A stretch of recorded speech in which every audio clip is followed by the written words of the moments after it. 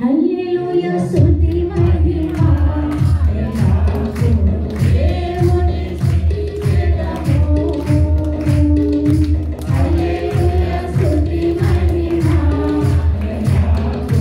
దేవుని స్తుతించెదము.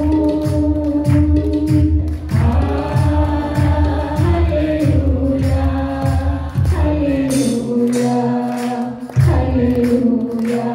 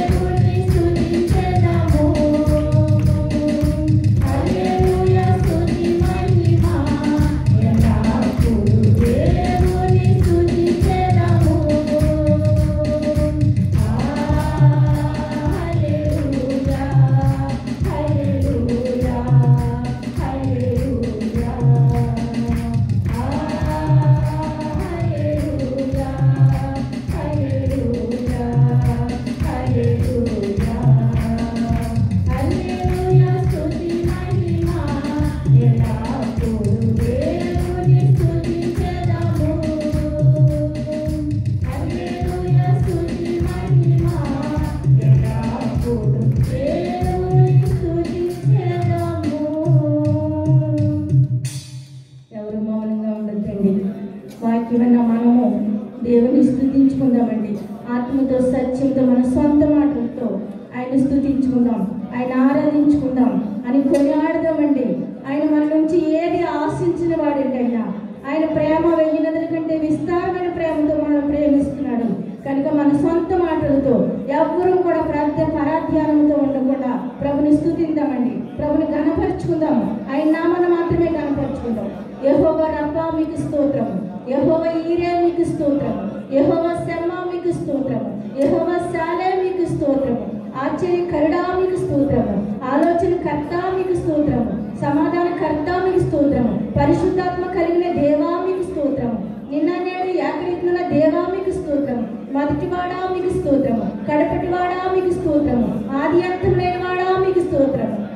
మీకే స్తోత్రము, మీకే మహిమ, మీకే ఘనత, మీకే ప్రభావములు యుగ యుగములకు తరతరములకు మీకే కలుగునుగాక. 2 నిమిషములు సీఎంలో మౌనంగా ఉండి దేవుని స్తుతించడం మనకి ఎంతో ఆశీర్వదకరం కనుక ప్రతి ఒక్కరూ 2 నిమిషములు మౌనంగా ఉండి ఆయన స్తుతించుకుందామండి.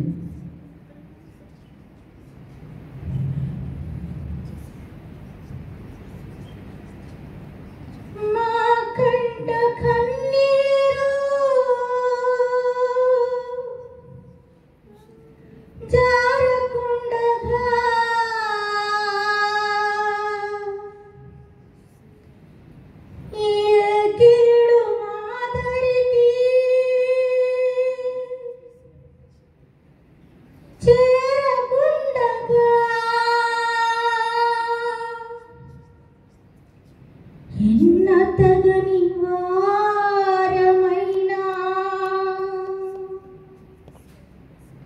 మమ్ము కనుకరించావు,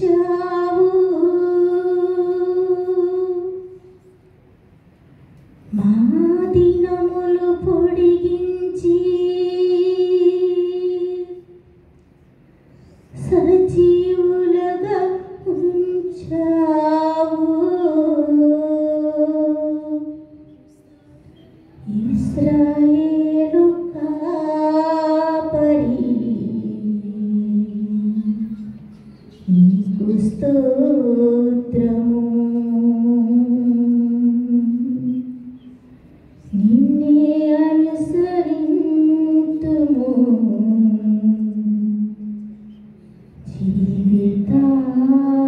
జీవితాంతము. అవును ప్రభువా, మాకంటే మంచివారు, ఘనులైన వారు, అందసందాల వారు, ఆస్తుపరులు, భక్తుపరులు మా కళ్ళు ఎదురుగా మన్నైపోరు ప్రభువా. ఏ యోగ్యత లేని మమ్మల్ని అందరూ మీరు ప్రేమించారు ప్రభువా. మీ కృపలో భద్రపరుచుకున్నారు తండ్రి. మీ ఆత్మాభిషేకం మా పైన ఉంచారు. మీకే వందనాలు చెల్లించుకుంటూ ఈ స్తుతి ఆరాధన మీకే సమర్పించుకున్నాం తండ్రి.